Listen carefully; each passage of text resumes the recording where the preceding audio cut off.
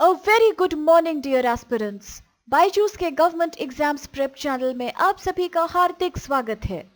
दोस्तों, इस वीडियो में हम चर्चा करेंगे this day in history segment की।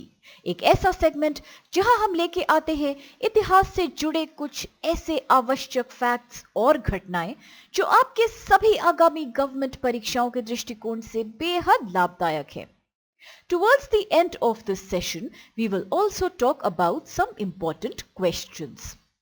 वो सभी क्वेश्चंस जो आज के फैक्ट्स पे बेस्ड हैं। आप अवश्य ही इन सवालों को अटेम्प्ट करने का प्रयास कीजिएगा क्योंकि इससे भी आपको एग्जाम्स में बेहद लाभ मिलेगा।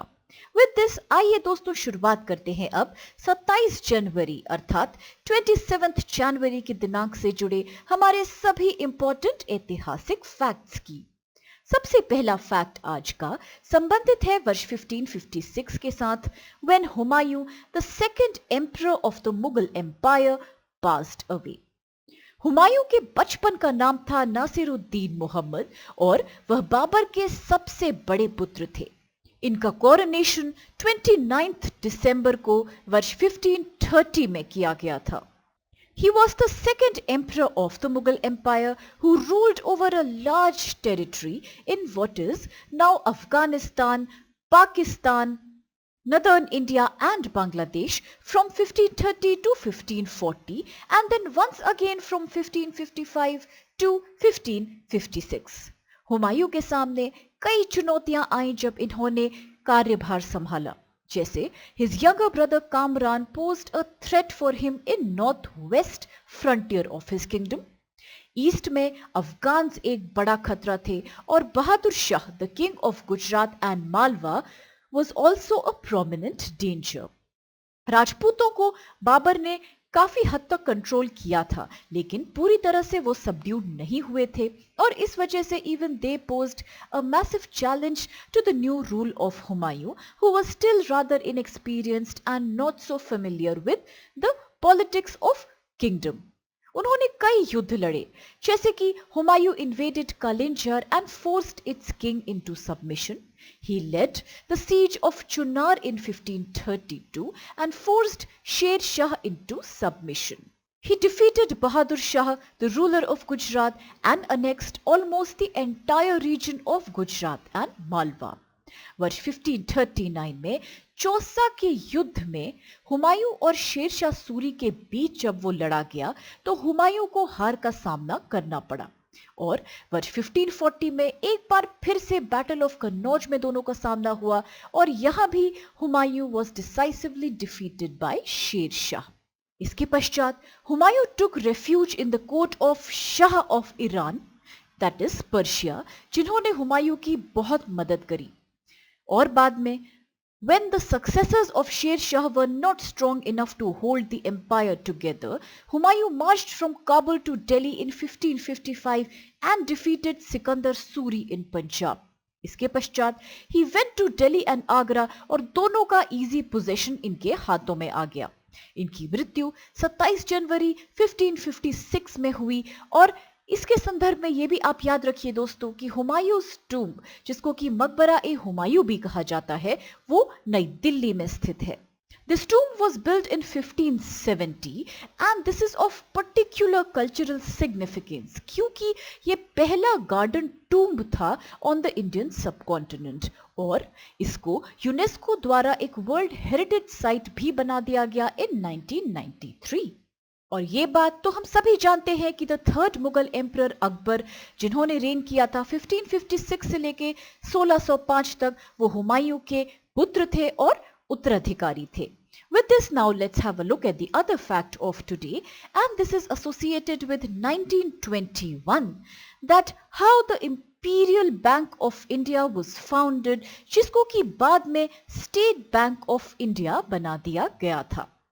The Imperial Bank of India अर्थात IBI was one of the oldest and the largest commercial bank of the Indian subcontinent and it was subsequently transformed into the SBI, that is the State Bank of India in 1955.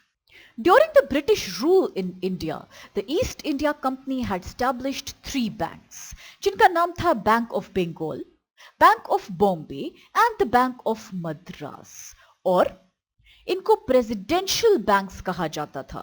These three banks were later merged into one single bank in 1921, जिसका नाम रखा गया था the imperial bank of India. तो ये हो गया आपका इंपीरियल बैंक ऑफ इंडिया से संबंधित थोड़ा सा इतिहास, जिसको आप अवश्य याद रखिएगा। इंपीरियल बैंक ऑफ इंडिया को बाद में, जैसा कि हमने अभी डिस्कस किया, वर्ष 1955 वर्ष में राष्ट्रीयकृत कर दिया गया और इसका नाम the state bank of India रख दिया गया, जो कि वर्तमान समय में सार्वजनिक क्षेत्र का सबसे बड़ा बैंक है। वर्ष 2007 में the reserve bank of India, which is also the central bank of the country, उसने ट्रांसफर कर दिए अपने सभी stakes in the state bank of India to the Indian government. और भारतीय स्टेट बैंक यानी कि SBI एक भारतीय बहुराष्ट्रीय सार्वजनिक क्षेत्र का बैंक है, जिसका मुख्यालय मुंबई में स्थित है, यानी कि महाराष्ट्र की राजधानी मुंबई में स्थित है। इसके चेयरपर्सन है दिनेश कुमार खारा। और वर्ष 2017 के पश्चात से SBI एक integrated digital banking platform offer करता है, जिसका नाम रखा गया है YONO, YONO. And with this, now let's also proceed friends with the third fact of today, जो कि संबंधित है वर्ष 1932 अर्थात 1932 के साथ, कि 20th century Hindi writer and script writer Kamleshwar Prasad Saxena was born। Kamleshwar अपनी शॉर्ट स्टोरीज और कुछ अन्य रचनाओं के लिए बेहद प्रसिद्ध हुए, जहां इन्होंने कंटेम्प्रेरी अर्थात मॉडर्न लाइफ को बड़ी खूबसूरती के साथ, व्यंग के साथ चित्रित किया। इन्होंने कई लोकप्रिय टीवी सीरियलों की भी रचना की थी, जैसे कि चंद्रकांता, आकाश गंगा, युग और बेताल Pachisi. He also wrote many documentaries on social and economic issues which were broadcasted on the Doordarshan.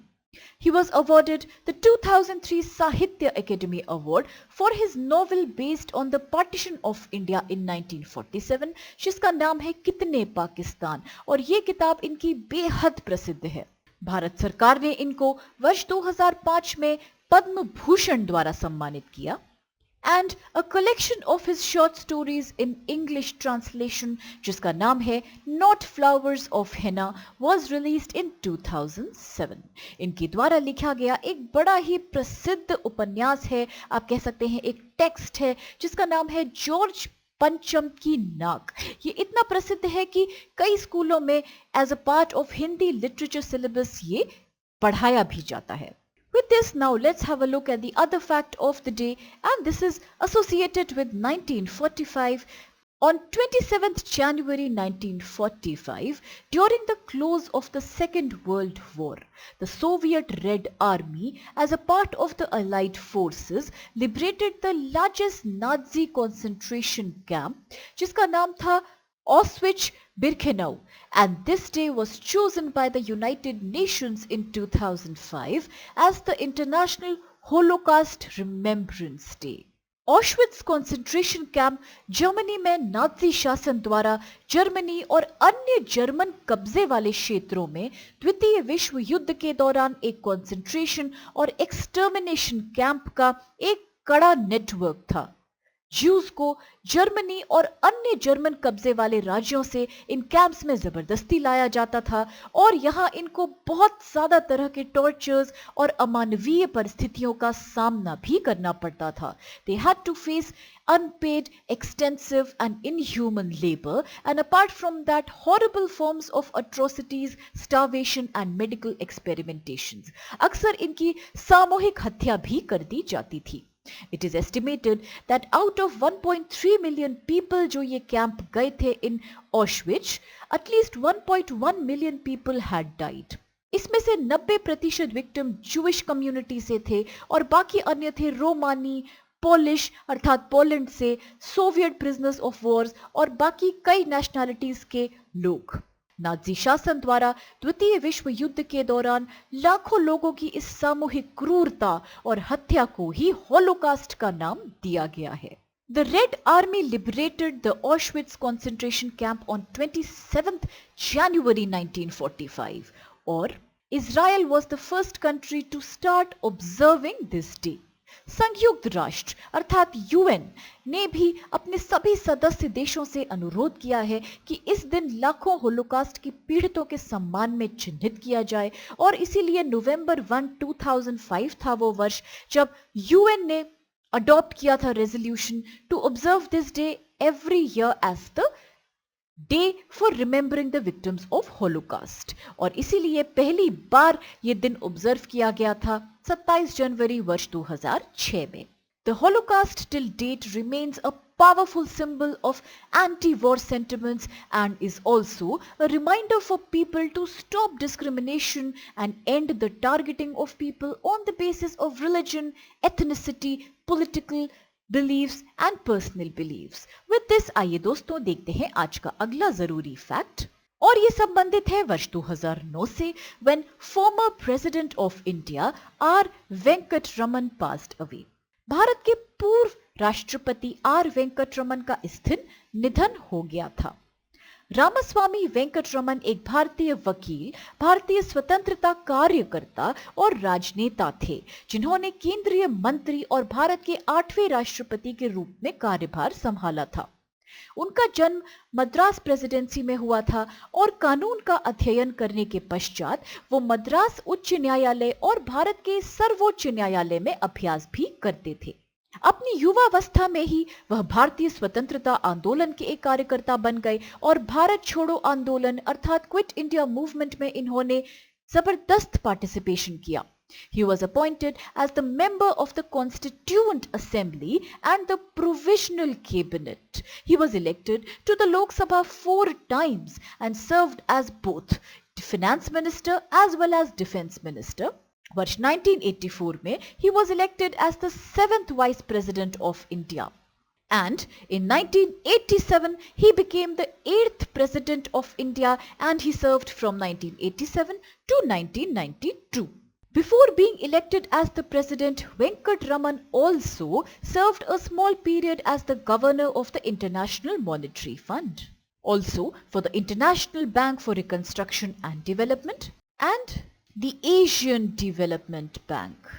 वह जनेवा में 1958 में अंतर्राष्ट्रीय श्रम सम्मेलन के 42वें सेशन में भारतीय प्रतिनिधि मंडल के नेता थे। He was also a member of the United Nations Administrative Tribunal from 1955 to 1979 and इसके प्रेसिडेंट भी ये रहे from 1968 to 1979। इनके द्वारा लिखी गई कई लोकप्रिय किताबों में से एक बहुत ज्यादा लोकप्रिय नाम है जो कि है role of planning in industrial development.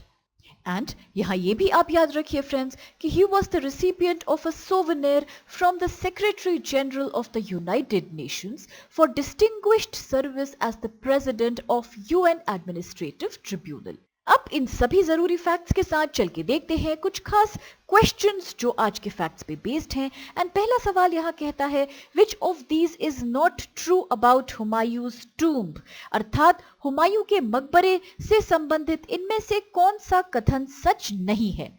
Options है ए, इट वाज बिल्ट इन 1570 इन आगरा, यानी कि इसे आगरा में 1570 में बनाया गया था। दूसरा स्टेटमेंट है it was the first garden tomb on the Indian subcontinent, और तीसरा स्टेटमेंट है the tomb was declared UNESCO world heritage site in 1993। तो आपको बताना है कि इन सभी स्टेटमेंट्स में से कौन सा सच नहीं है। ऑप्शंस आपके पास है A both A and B सच नहीं है, नेक्स्ट है बोथ ए एंड सी गलत है, नेक्स्ट है ओनली ए, या फिर लास्ट है ओनली बी। तो ध्यान से सभी स्टेटमेंट्स को पढ़िए और आज के डिस्कस सभी फैक्ट्स में से आपको इनका उत्तर मिलेगा और आप हमें बताइए कमेंट सेशन में कि क्या है इसका सही answer. The next question is in which year was the imperial bank of India founded, किस वर्ष करी गई थी the imperial bank of India की स्थापना। वाज इट ए 1920 और बी 1921, वाज इट सी 1919 और was it D 1922। Third question है who is the author of the book Kitne Pakistan, पुस्तक कितने पाकिस्तान के लेखक का नाम क्या है। ए कमलेश्वर प्रसाद सक्सेना, बी भीष्म साहनी, सी निर्मल वर्मा या डी नरेश मेहता। अगला सवाल है, when is the international Holocaust remembrance day observed? कब किया जाता है अंतर्राष्ट्रीय होलोकास्ट स्मरण दिवस ऑब्जर्व? ए 25 जनवरी, बी 27 जनवरी, सी 28 जनवरी या डी 26 जनवरी? The next question is, Who was the first vice president of India? भारत के पहले उपराष्ट्रपति कौन बने थे? A Sarvepalli Radhakrishnan, B V Giri, C B D Jatti या डी आर वेंकटरमन? इन सभी आवश्यक फैक्ट्स और इवेंट्स के साथ हम आज के सेशन को यही समाप्त करते हैं, इस आशा के साथ कि आपको इससे बेहद लाभ मिला होगा। दोस्तों, अगर आपको सेशन पसंद आया हो और अगर आपको इससे लाभ मिला हो तो प्लीज चैनल को लाइक, शेयर और सब्सक्राइब आप अवश्य कीजिएगा। With this, I sincerely thank all of you for being a part of today's session with us.